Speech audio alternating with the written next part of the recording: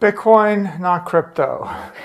That's the lesson. I think this week highlights the contrast between the virtues of Bitcoin and the vices of crypto. And it illustrates the wisdom of Satoshi. So if we go back to first principles, the entire Bitcoin movement got started because of a loss of faith in the currency and a loss of faith in banks.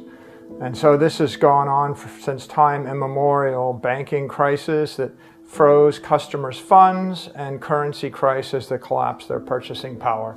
And Bitcoin was created as a currency that couldn't be debased, running on an open network so you could be your own bank. And the principle is, if you're your own bank and no one has discretion to debase the currency, then you're not going to wake up one morning and find out that your funds have been seized and they've been devalued to zero. Crypto and the entire movement is almost like the reinvention of fiat currency and fractional reserve banking. But instead of it being in a regulated environment, it's just in an unregulated environment. So ironically, we saw the same human behaviors here. A human being creates a wildcat bank, unregulated. Then a human being creates their own currency, like the FTT token. Then they issue a bunch of it. Then they start to leverage it and borrow against it.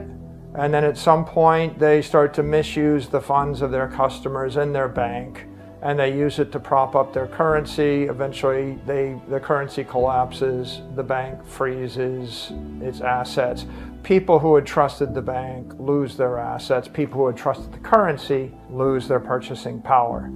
And so this is a teachable moment, because the solution is, don't put your value in currencies that are controlled by human beings.